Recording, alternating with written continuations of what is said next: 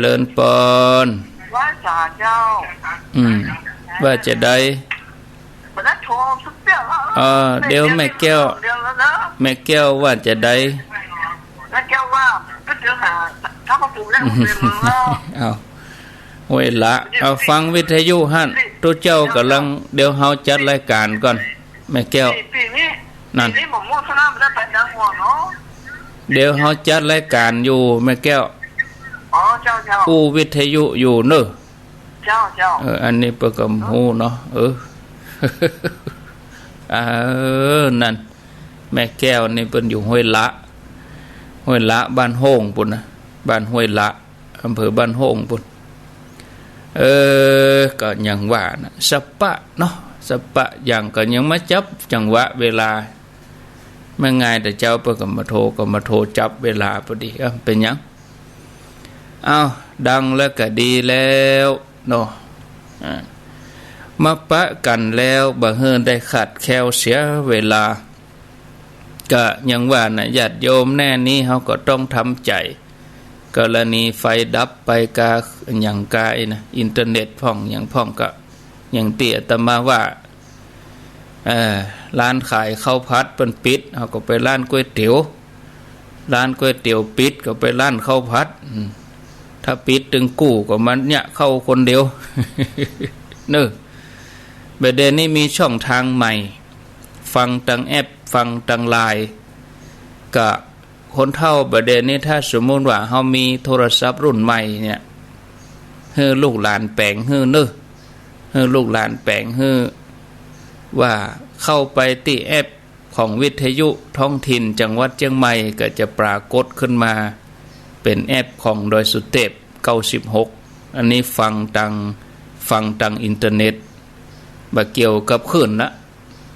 วิทยุจะดีก็ไม่ดีก็อันนี้เขาก็รับฟังกันแต่ต้อง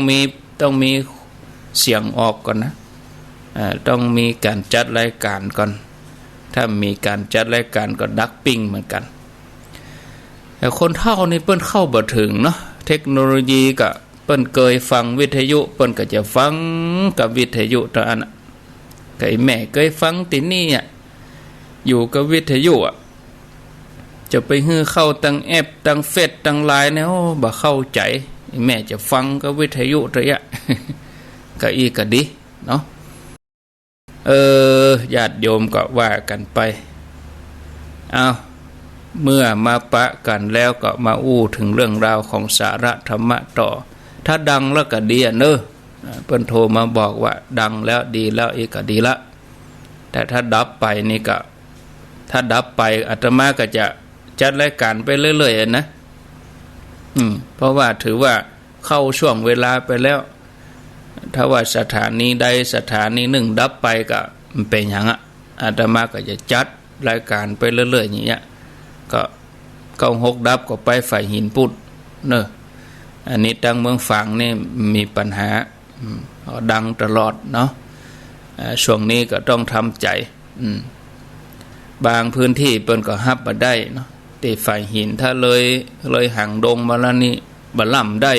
สัญญาณบ่ค่อยดีแต่ทางสันกำแพงโดยสะเก็ดแม่แต่งแม่ริมสันทรายพวกนี้สารปีหมู่นี้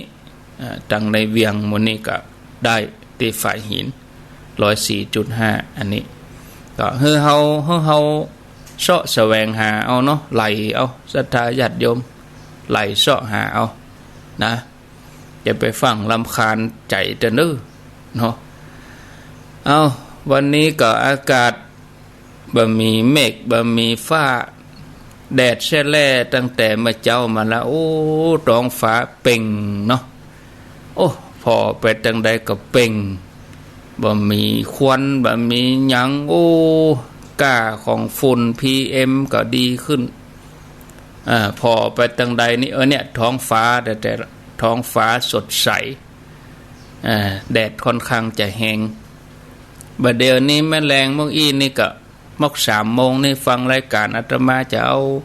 ผ้าตวบเอาหมอนไปตากก็ได้อยู่นึจบรายการก็ไปร้อนมาก็จับพอดีเมื่อคืนบึดนอนมันม่วนดีนะเอาผ้าออกตากเนี่ย3 โมงนี่แดดยังแห้งอยู่จะเอาออกไปตากก็ได้หรอ ผ้าตวบกาหมอนกาหลังจากที่ฝนตกมา2-3 วันก่อนก็ทำให้มันอับชื้นเขาก็เอาไปตากให้แสงแดดฆ่าเชื้อโรคกาอย่างกาให้แดดเผาเนาะจบรายการก็ไปร้อนจับพอดีสัก4-5 โมงก็ไปร้อนตบไว้บึดเอามันหนุนนอนเอามาห่มจะกึดถึงโอ้อย่างท่านพระครูว่าแต่ลู่เนี่ยเอาไปตากหรอ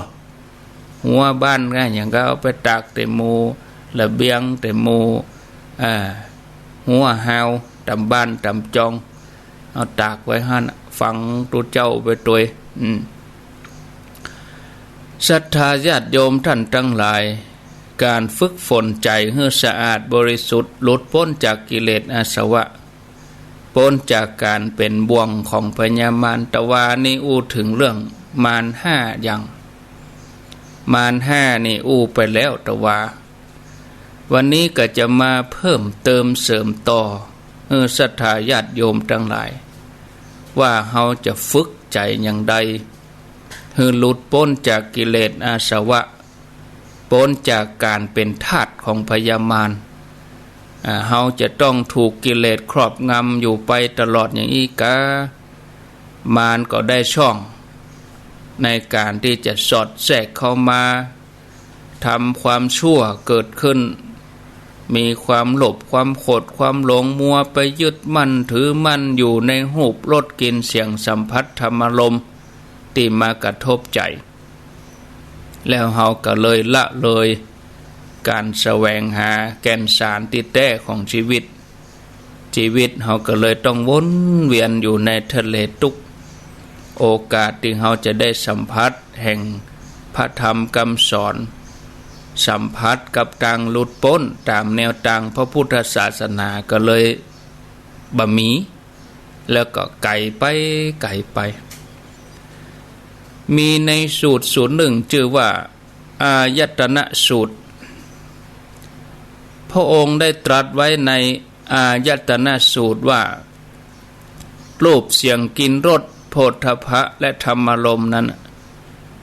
เป็นโลกามิตรที่แห่งกาโลกทั้งหลายมกมุ่นอยู่ในอารมณ์เหล่านี้ส่วนสาวกของพระพุทธเจ้ามีสติก้าวล่วงโลกามิตรก้าวล่วงบ่วงแห่งมารรุ่งเรืองเหมือนแสงตะวันฉันใดก็ฉันนั้นผู้ที่ได้ชื่อว่าเป็นสาวกของพระสัมมาสัมพุทธเจ้าจะต้องก้าวล่วงพ้นจากบ่วงมารบ่ไปติดอยู่ในรูปเสียงกลิ่นรสสัมผัสศรัทธาญาติโยมอันเนี้ยกามคุณก็คือรูปเสียงกลิ่นรสสัมผัสธรรมารมณ์นี่ที่มากระทบใจเฮาต่างๆหมดนี้บ่ว่าจะเป็นของมนุษย์หรือว่าเป็นของบ่วงที่พญามารเอามาล่อไว้ถ้าเฮามัวเมาไปยึดมั่นถือมั่นถ้าไปยึดมั่นถือมั่นก็เข้าทางนะที่มนุษย์เฮายังมีกิเลสอาสวะอยู่ก็เพราะว่าเฮาถูกบังคับบัญชาเอาไว้ถูกครอบงำเอาไว้มีเหยื่อล่อทำให้เฮาต้องมกมุ่นหลงไหลเอากิเลสเข้ามาใส่อย่าฮื้อบ่เป็นตัวของตัวเองโดนบังคับฮื้อต้องเกิดต้องแก่ต้องเจ็บต้องตายต้องทุกข์ทรมานอยู่ตลอดเวลาเมื่อเฮายังบ่ไปถึงที่สุดแห่งทุกข์เฮาก็จะต้องเวียนว่ายแต่เกิดอยู่อย่างเนี้ยการจะหลุดจากที่นี่ไปได้เฮาก็ต้องมาปฏิบัติในสมัยหนึ่งพระพุทธเจ้าพระองค์เสด็จเข้าไปบิณฑบาตในหมู่บ้านของพราหมณ์ซึ่งเป็นผู้ที่มีความศรัทธาเลื่อมใสในพระพุทธศาสนาเลื่อมใสในพระพุทธเจ้าแต่ว่าวันนั้นเนี่ยพราหมณ์คนเนี่ยโดนมารโดนใจถูกมารโดนใจมารเข้าสิงบ่เฮอได้ใส่บาตรพระพุทธเจ้า แล้วก็บ่ได้เอิ้นบอกเปล่าจวนไผใส่บาตรเมื่อบ่ได้อาหารพระองค์ก็ถือบาตรเปล่าเสด็จกลับวัดในระหว่างทางนี่มารก็เข้าไปหาพระพุทธเจ้าแล้วก็กล่าวกับพระพุทธเจ้าว่าสมณะท่านได้อาหารบิณฑบาตพ่องก็พระพุทธเจ้าพระองค์ก็ตรัสว่าแน่ท่านมารผู้ใจบาปท่านได้กระทำให้เฮาบ่ได้บิณฑบาตบ่ใจกาแล้วจะมาถามเฮาเนี่ยจะใดมารก็บอกว่าถ้าอย่างนั้นขอพระพุทธเจ้าจงเสด็จเข้าไปบิณฑบาตแถมครั้งที่สองเตอะนะข้าพระองค์จะทำให้พระพุทธเจ้าได้รับบิณฑบาตก็จะอวดฤทธิ์ตัวเก่าเอตเนาะมารนี่นะว่าตัวเองได้สามารถโดนบันดาลใจมนุษย์ได้พระพุทธเจ้าก็ตรัสว่าดูก่อนมารใจบาปท่านมาคัดขวางตถาคตได้ประสบสิ่งที่บ่ใจบุญแล้วท่านเข้าใจว่าบาปย่อมบังเฮอผลแก่ตัวท่านเองอย่างอันกาดูก่อนตัณมารแม้เฮาตถาคตบ่ได้รับบิณฑบาตแต่ตถาคตเป็นผู้ที่บ่มีความกังวลย่อมดำรงอยู่ได้อย่างมีความสุขตถาคตจักเป็นผู้มีปิติใจปิติหล่อเลี้ยงใจเป็นอาหารเมื่อมารบ่สามารถขัดขวางพระพุทธเจ้าได้มารก็เสียใจอันตรธานหายไปต่อหน้าพระพักตร์ถึงยังอั้นญาติโยมมารใจบาปก็บ่ยอมกันสบโอกาสมาใดได้โอกาสมาใดก็คอยรบกวนพุทธเจ้าอยู่เรื่อยไปเมื่อเกิดว่ารบกวนพระพุทธเจ้าบ่ได้ก็ไปรบกวนสาวกของพระพุทธเจ้าแทนก็แล้วกันมีอยู่คืนหนึ่งก็มารใจบาปนี่ก็เข้าไปหาหมู่ภิกษุสงฆ์แล้วก็ส่งเสียงห้องน่ากลัวทำเหมือนฟ้าแม่ฟ้าห้องเหมือนดอยจะถล่มเหมือนแผ่นดินจะสุดจะพังลงมาภิกษุรูปหนึ่งก็ตกอกตกใจเพราะบ่เคยได้ยินเสียงอย่างอี้มาก่อนก็เลยถามเพื่อนภิกษุว่าแผ่นดินนี่ถ้าจะถล่มลงเห็นละกะเพราะว่าเสียงเสียงดังฟ้าห้องฟ้าลั่นบ่ยอมหยุดพระพุทธเจ้าก็ตรัสบอกว่าดูก่อนภิกษุแผ่นดินบ่ได้ถล่มลงมาแต่เสียงที่ดังลั่นเหมือนแผ่นดินจะสุดลงเนี่ยเป็นฝีมือของมารใจบาปหวังจะให้พวกภิกษุเธอทั้งหลายตกใจกลัวบ่ให้มีสมาธิในการบำเพ็ญสมณธรรมต่อมามารผู้ใจบาปก็กายร่างตัวเก่าเป็นพรามแก่ห่มหนังเสือเฮียโลหายใจดังเฮียนี่เตียวกำไม่เต้าเข้าไปหาหมู่ภิกษุที่กำลังปราลบความเปลี่ยนเมื่อไปถึงมารที่แถลงกายเป็นพรามแก่นี่ก็อู้กับภิกษุทั้งหลายนั่นว่าท่านบรรพชิตทั้งหลายพวกท่านแต่ละตนเนี่ยล้วนแต่เป็นคนหนุ่มอยู่กำลังกระชุ่มกระชวยมีผมดำประกอบด้วยความหนุ่มแน่นยังอยู่ในวัยที่ปฐมวัยบ่ควรจะเบื่อหน่ายในกามารมณ์ทั้งหลายเตื้อขอให้ท่านบริโภคกามอันเป็นเรื่องของมนุษย์เถิดอย่าได้ยินดีในสิ่งนี้ละในการปฏิบัติเสียสิ่งที่ท่านทำอยู่เนี่ยพ่อหันบ่ได้ด้วยตาแต่ความสุขจากกามารมณ์นี่เป็นความสุขที่จับต้องได้หนีจากสุขอันสมบูรณ์แล้วไปหาสุขที่บ่มีจีรังอย่างดื่นเนี่ยได้มารก็ อูกับภิกษุว่าอย่างนี้หมู่ภิกษุก็ตอบว่าโอ้ดูก่อนท่านพราหมณ์หมู่เฮาใจว่าจะบ่ได้ความสุขที่ถาวรแล้วเข้าหาความสุขชั่วคราวบ่ใช่อย่างนั้นแต่หมู่เฮาละทิ้งความสุขชั่วคราวเพื่อมุ่งไปสู่ความสุขถาวรอันเป็นวิมุตติสุข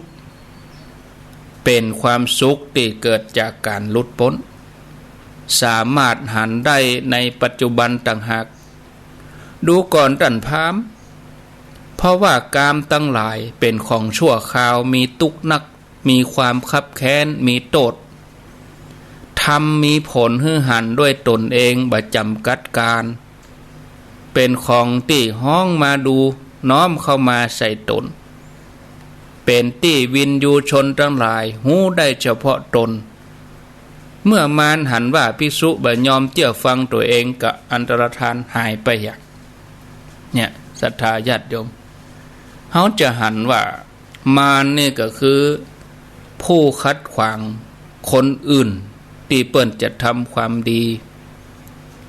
มารในสมัยพุทธกาลนี่ก็มีตัวมีตนเต๊ะๆบ่ใจเป็นเพียงแค่นามธรรมอย่างเฮาทั้งหลายอยู่ด้วยกันทั้งวันเนี่ยเฮาจะไปทำนั่นทำนี่อันหยังที่เป็นความดีโอ้บ่ทันยะละบ่ทันทำละก็มารนั่นเนาะศรัทธาญาติโยมบ่ใจเป็นเพียงนามธรรมนะเป็นตัวเป็นตินมาเลย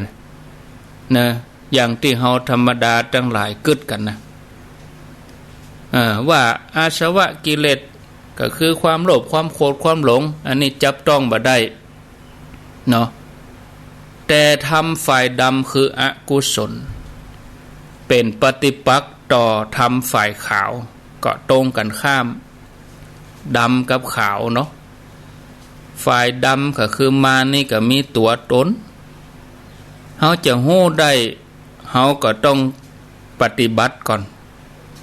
ถ้าเฮาเริ่มตั้งใจปฏิบัติอันยังจะมาละใจหนึ่งใครทำใจหนึ่งบ่ใครทำโอ้บ่เนี่ยละขี้ค้านเนี่ยหยังปะล่ำปะเหลืออย่านะอันนี้บางทีเฮาจะหันละจะหันเขาหันการกระทำเขาที่คัดขวางการทำความดีของเฮาบ่ให้เฮาได้หลุดพ้นจากกิเลสบ่ให้เฮาได้เข้าใจธรรมะบ่ให้เฮาได้ฮู้ธรรมะโดยเฉพาะผู้ที่เอาใจออกห่างจากการปฏิบัติไปเจอมารบางอย่างตากหงายเลยโอ้ตั้งนี้ไปมาเอาละบ่สู้แล้วบ่เข้าละวัดวาบ่เอาละใส่บาตรทำบุญแบบอย่างละบ่เจออย่างกับอย่างบางทีมันจะมาห้อมเดียว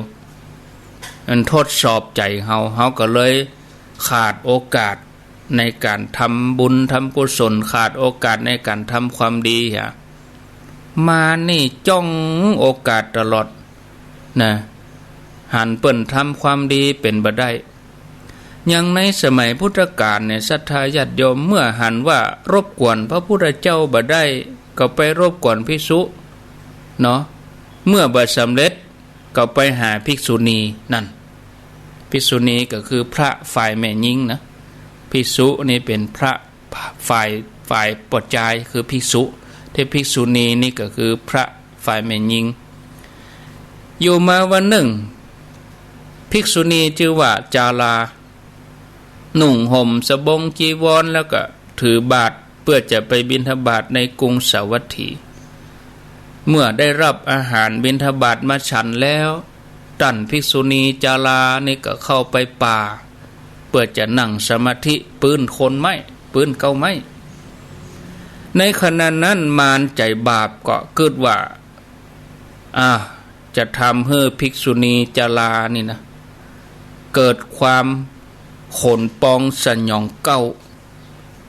จะให้นางภิกษุณีนี่กลัว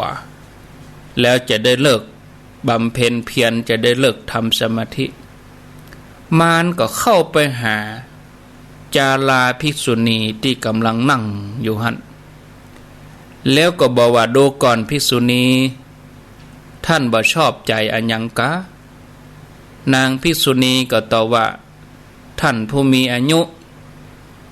ตัวเฮาบ่ชอบการเกิดเลย มารก็ถามต่อว่าทำไมถึงบ่ชอบการเกิดภิกษุณีผู้เกิดมาแล้วเนี่ยได้กินได้อยู่นะไผหาเฮือท่านไปยึดถืออย่างอี้อย่าเลยภิกษุณีท่านจงชอบการเกิดเกิดนั่นมันดีนะจะได้มีความสุขเรื่อยๆไปได้กินได้อยู่เต็มที่นางภิกษุณีก็บอกว่าโอ้ผู้เกิดมาก็ต้องตายผู้ที่เกิดมาเนี่ยจะย่อมปะกับความทุกข์นะความทุกข์คือการจองจำการครอบงำการพลัดพรากจากบุคคลที่เป็นที่ฮักจากของที่เป็นที่ฮักต้องจากที่อยู่ที่กินที่นอนฉะนั้นตัวเฮาก็เลยบ่ชอบการเกิดเลยมารก็บอกว่าเฮอตั้นตั้งใจไว้ในเทพจันดาวดึงจันยามาดุสิตนิมานรดีประนิมิตสวัสดีเตท่านจักได้เสวยสุขยินดียิ่งขึ้นไปนะนางภิกษุณีก็ตอบว่าหมู่เทวดาหมู่นั้นก็ยังเป็นผู้ที่ถูกจองจำอยู่นะบรรดาเทวดาแต่ละชั้นที่ท่านกล่าวมาเนี่ยก็ยังแบบโป้นเตือนนะจำต้องปิกมาอยู่ในโลกที่ฮ้อนอยู่โลกที่ฮ้อนคุกกุ่นด้วยควันด้วยไฟอยู่โลกตึงมดก็ยังสั่นสะเทือนดูแต่ใจของเฮาเนี่ยยินดีแน่วแน่เพื่อจะเดินตามแนวทางองค์พระสัมมาสัมพุทธเจ้าคือพ้นจากเกิดไปเลยพ้นโลกไปเลยอยากไปนิพพานนักกว่ามารได้ฟังกรรมภิกษุณีก็เสียใจหวังจะให้ไปสวรรค์ก็มาเอาหวังจะให้มาอยู่ในสุขอย่างอีกก็มาเอาจะหวังนิพพานมารเสียใจหูว่าภิกษุณีตนนี้หนักแน่นนะหนักแน่นเฮาไม่สามารถจะเปลี่ยนใจได้เห็นแล้วมารก็อันตรธานหายไปถ้าเป็นคนเฮานี่บ่ต้องเอาอย่างบ่ต้องเอาสวรรค์อย่างญาติโยมนะมอกกล้าจ้างมาให้บดีเนี่ยรับไว้เลยเนี่ยเนาะอันนี้มารเปิ้นเอาสวรรค์มาล่อเอาดาวดึงยามาดุสิตนิมานรดีบ่ภิกษุณีเมาถึงเวลาก็ได้ปิกมาตุกอยู่ศรัทธาญาติโยมท่านทั้งหลายเฮาจะหันว่ามารเนี่ยจะจักจวนคนที่ทำดีไปให้เปลี่ยนใจเป็นธรรมบดีมารนี้จะรบกวนผู้ที่กำลังประพฤติปฏิบัติอันที่เป็นแกนสารสาระนะเพื่อเป้าหมายสูงสุดอันนั้นก็คือการได้บรรลุมรรคผลนิพพานฉะนั้นญาติโยมฝ่ายอกุศลกับฝ่ายกุศลก็เลยอยู่กันคนละข้างคนละด้านตัวอกุศลนี่จะคัดขวางการสร้างบารมีการสร้างความดีของเฮาบ่ฮื้อเฮาไปถึงจุดหมายต่างก็ไปสู่สายธรรมเนี่ยมารนี่ก็ยังตามรังควานคัดขวางฉะนั้นเฮาจะไปประมาทตราบใดที่เฮายังหมดกิเลสเตื้อเนี่ยชีวิตของเฮาก็ยังจะต้องบ่อิสระยังปลอดภัยเฮาก็ยังต้องถูกมารครอบงำอยู่บางครั้งโดนมารเข้าสิงบางทีอันยังน้อยบ่ถูกใจน้อยก็วืดวัดเนี่ยขึ้นไปบึดเอาละหน้าดำหน้าแดงมือสั่นใครด่าใครดุใครว่าโดนมารสิงแล้วศรัทธาญาติโยมนะ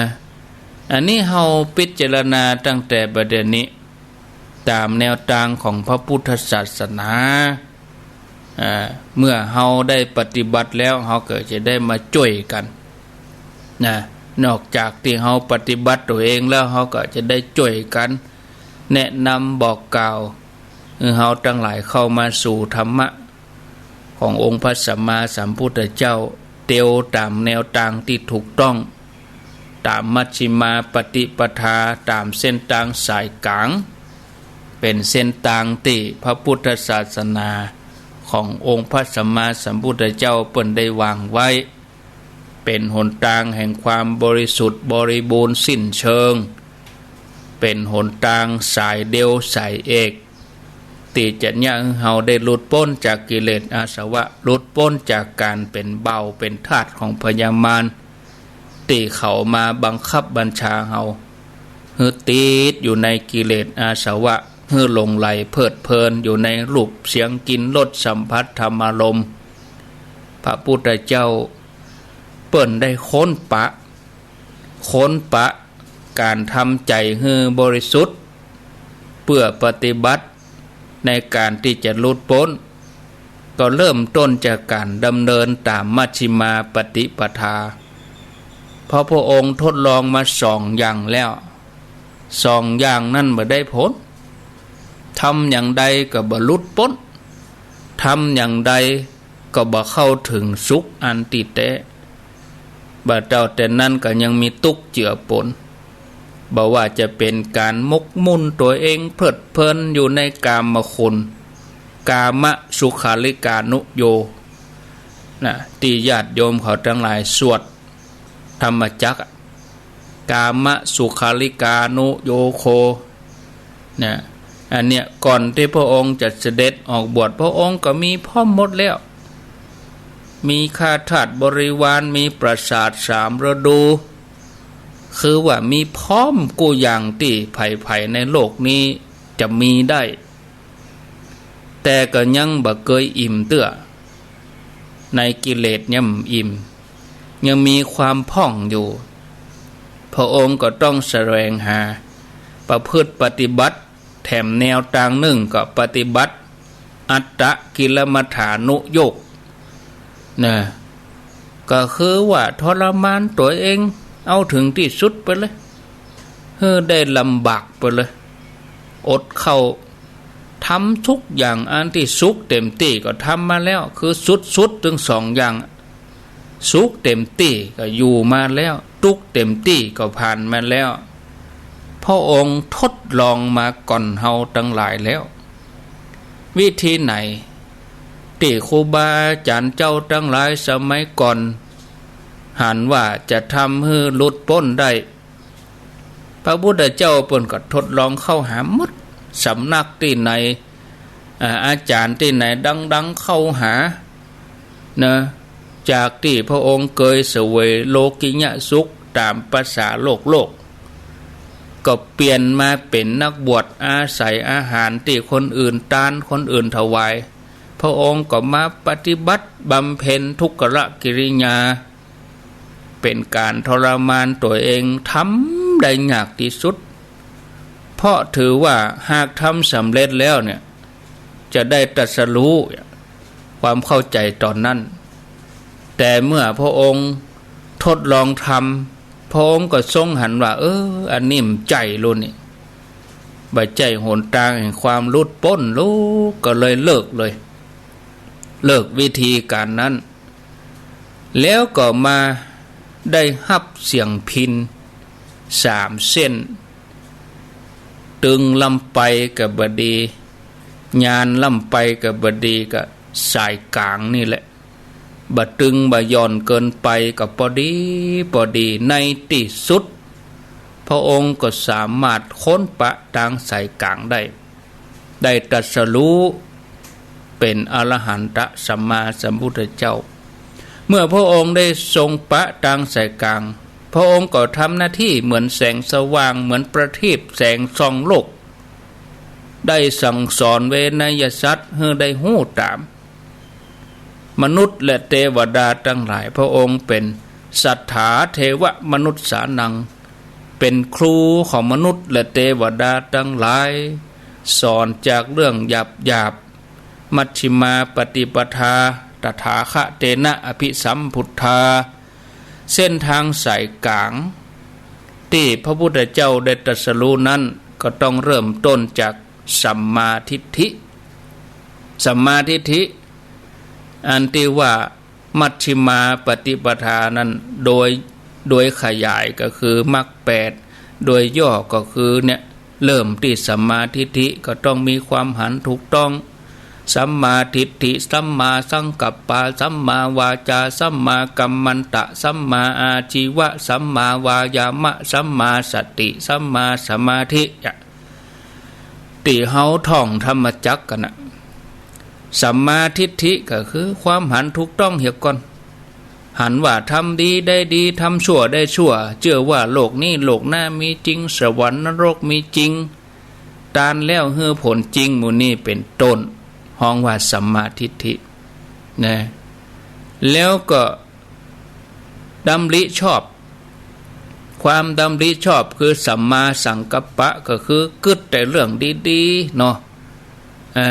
เพราะหันว่าสิ่งที่เป็นความสุขที่แท้ที่มีอยู่ยาวนานนั่นก็คือการได้ออกจากกามคือกึศแต่เรื่องดีๆกึศแต่สิ่งดีๆอันยังก็มีก็สิ่งดีๆโดยในสมองเนาะเมื่อกึศดีแล้วก็มีสัมมาวาจาอู้เป็นวาจาชอบสัมมากัมมันตะก็การงานชอบการงานที่เป็นประโยชน์แต่ตนเองเป็นประโยชน์แต่สังคมแต่ประชาชนชาวโลกทั้งหลายสัมมาอาชีวะก็เลี้ยงชีพชอบประกอบอาชีพที่สุจริตบ่เป็นมิจฉาวณิชชาถูกกฎหมายบ้านเมืองถูกธรรมถูกศีลนะอันที่บ่ถูกก็บ่ทำอันที่ถูกนั่นถึงทำเนี่ยอันนี้เปิ้นห้องว่าสัมมาอาชีวะสัมมาวายามะก็คือมีความเปลี่ยนสัมมาสติระลึกจอบบ่เผลอสติออกไปสัมมาสมาธิก็ทำสมาธิถูกต้องลึกซึ้งตั้งอยู่ในที่ถูกนะถ้าเอาไปตั้งที่บ่ถูกก็บ่ถูกเอาตั้งในที่ถูกก็ถูกศรัทธาญาติโยมนะโพธิสัตว์เจ้าทั้งหลายเปิ้นก็สร้างบารมีมาอย่างยะสร้างมาสั่งสมมาทุกภพทุกชาติแล้วเปิ้นก็ปะศรัทธาญาติโยมทั้งหลายมักมีองค์8มาประชุมกันเมื่อมาถูกประชุมกันมาไล่เลียงพิจารณาถูกส่วนแล้วก็เป่งแจ้งศรัทธาเมื่อเป่งแจ้งแล้วโอ้ศรัทธาญาติโยมนัตถิสันติปรมังสุขังก็เกิดความสุขอื่นยิ่งกว่าความสงบบ่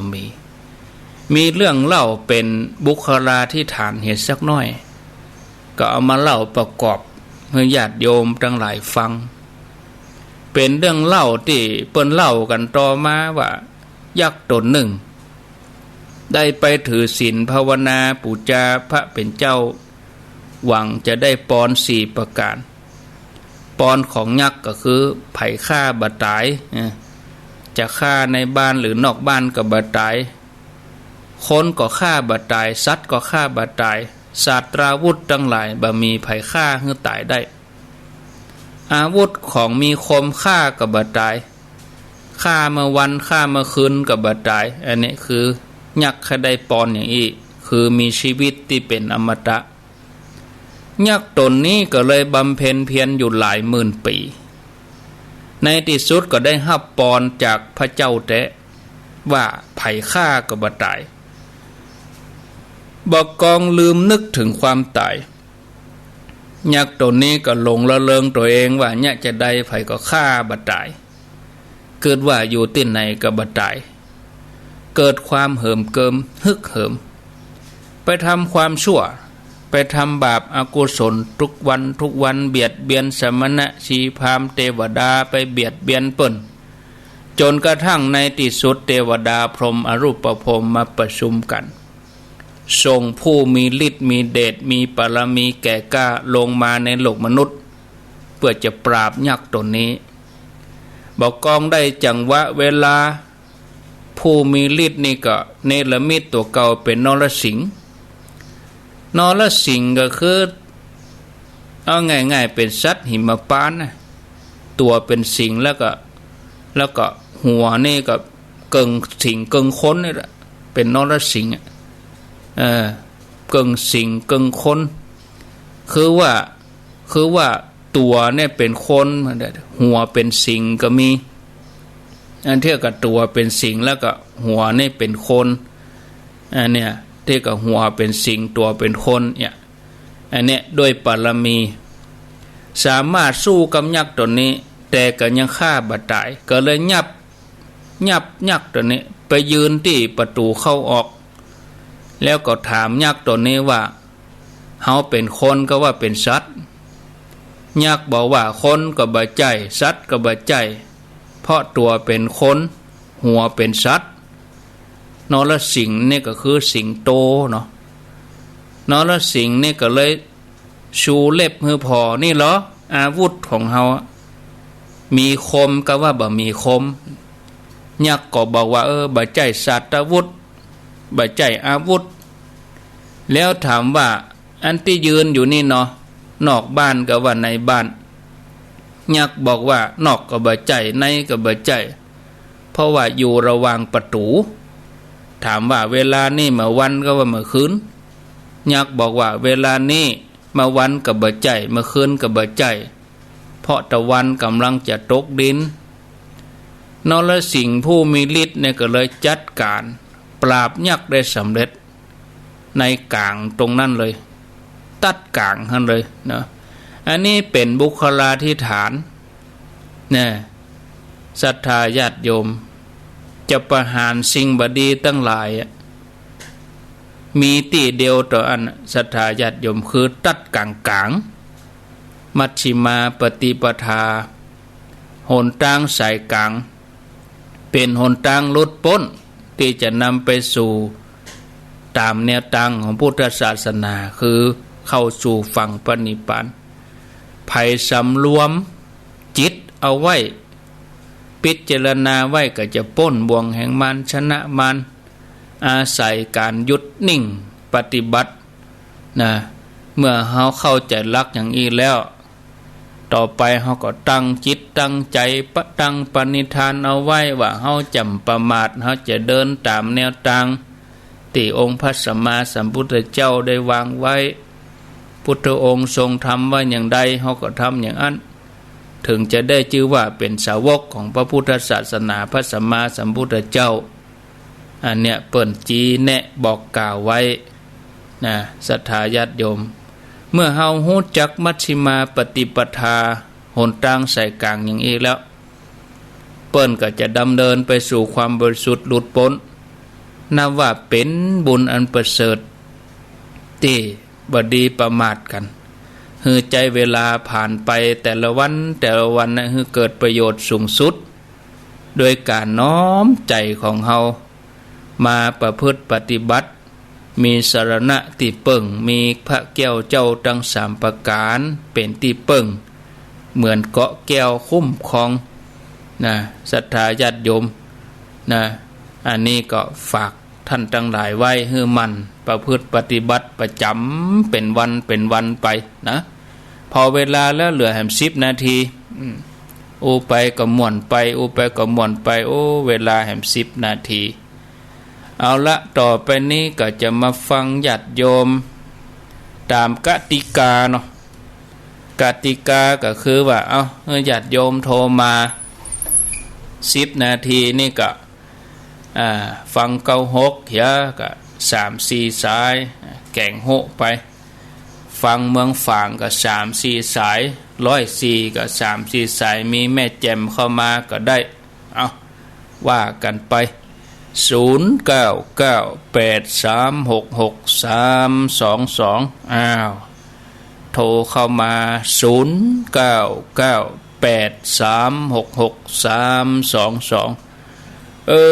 หมดเวลาเห็นแล้วเว้ยเนาะคำเดียวชั่วโมงเจริญปอนจากตังใด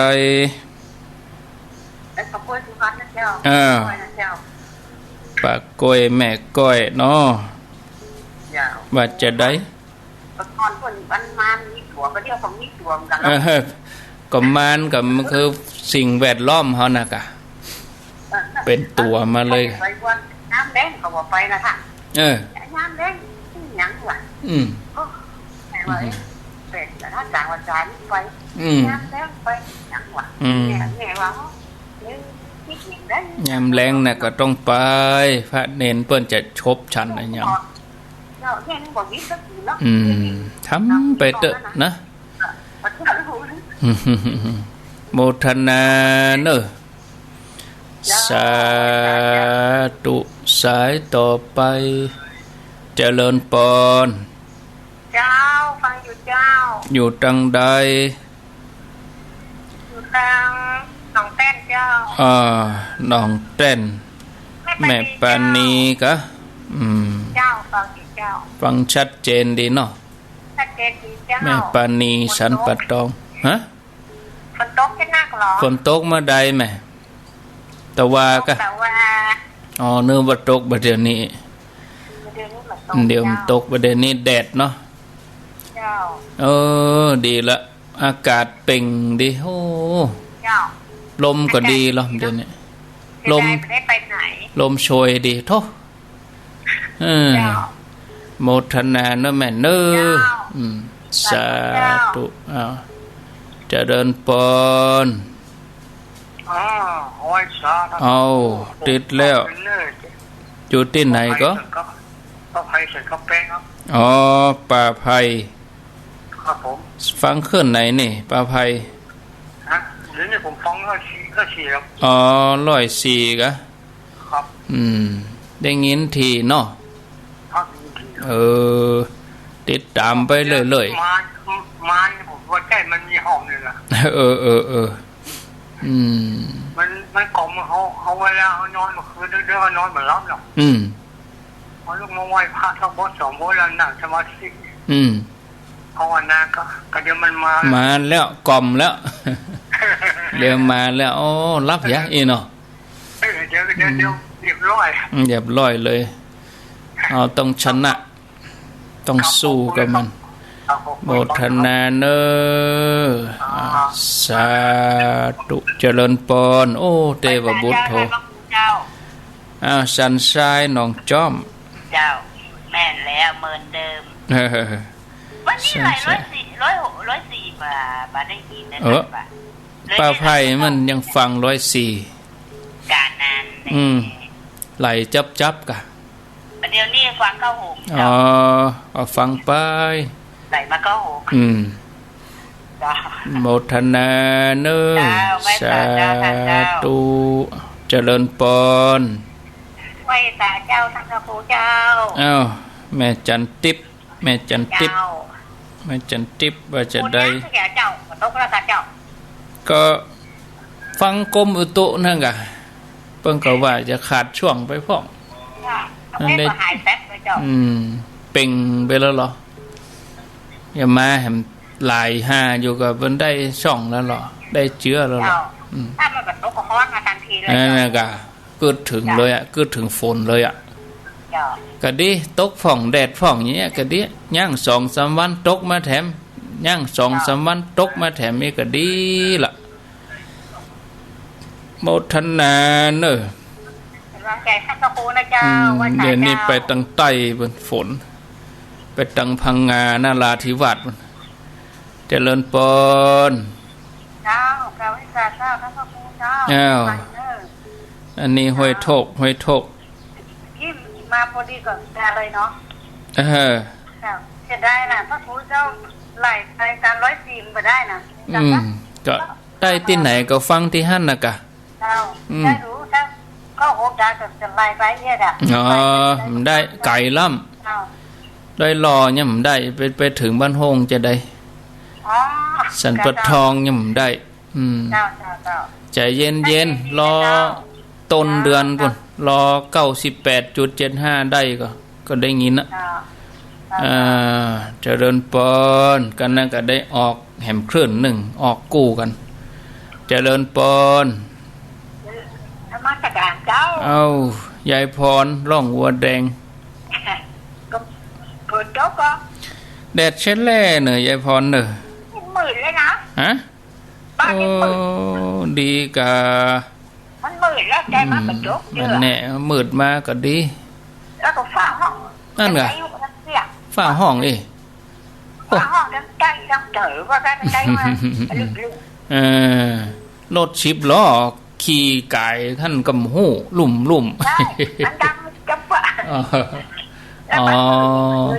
มืดอีกเนาะ มันกระจกเด้อ มันแน่แต่เขาล้มช่วยๆนะ ก็ดีอยู่มันแบบห้องแหงแบบพาแม่พาเพียกับฟังไปได้อยู่โมทนา ฝ้าห้องฝ้าแบบปิดเลยอ่ะ ปิดเลยกะถ้ามันรุนแรงกับฟังอยู่กะ โอ้มันมันดึงไอ้เรื่องแล้วมันยังปิดวะ กะปิดยินดี สาธุยายพรร้องวัวแดงเมืองฟังยังมาแต่เนอะโทรมาก้านเบิ่นกะ0998366322โคต้า96นี่เบาก่อนเนอะ96เบาก่อนเจริญปน เจ้าไอ้สายเจ้าท่านพระครู อันนี้ปลาแดด เจ้าแม่นวลนะเจ้า แม่นวลปลาแดดดอนใจฟัง104เนาะแม่เนาะ เจ้าฟัง704พ่อง ไหลไปไหลมา เจ้าไหลไปไหลมาเจ้า จับตัดไหนก็ฟังที่หั่นเนาะ เจ้า โมทนา ไปวัดสังฆทานก็มี ดี 18 ก็ไหลไปไหลมาเสาะหากัน เจ้า โมทนา โต๊ะพระเจ้าท่าน วันนี้แดดวันค่ำนะ จริงๆกำลังมืดมา โอ้ เจ้า ดีตกตังเวียงตังเหนือพุ่นนักน้ำจะได้เติมเย็นเติมน้ำปิงเนาะ เจ้า โมทนาเนอ เจ้า กำลังใจ สา นะเจ้า ธุบุญรักษาอันนี้แม่นวลอยู่ประเดดดอนใจในเวียงพุ่นนะ0998366322เหลือเวลาแถม2 นาทีเจริญปน ให้สาเจ้าท่าน จากดังใด ดอนใจแม่ลิงเจ้า ดอนใจแม่ลิมเจ้า ฟังชัดดีเนาะ เจ้า ฝนตกนักตั้งแม่ลิม เจ้าตะวันตกนัก ปอม่วนปอจุ่มปอเย็นอยู่เนาะ เจ้า เดี๋ยวนี้มืดก็มืดครึ้มก็เจ้าแดดไปแล้ว เขาพอดังนั้นดอยสเตปถ้าอย่าหันทีแล้วเนาะ เจ้า ม่วนลำเดี๋ยวนี้พอดอยนี่ม่วนเนาะ ดอยหิว พอไปตางวันออกกับเป่งดีพอตางวันตกก็เขียวว่าท่านตกกว่าเจ้าตกกาแต่ว่าวันศุกร์นี่หาจัดใหญ่น้ำพอห่วงกลางควงวัดนี่จุ่มเย็นดีตามธรรมชาติเป็นโมทนาเนอสายสุดท้ายที่96นี่นะสุดท้าย96เจริญป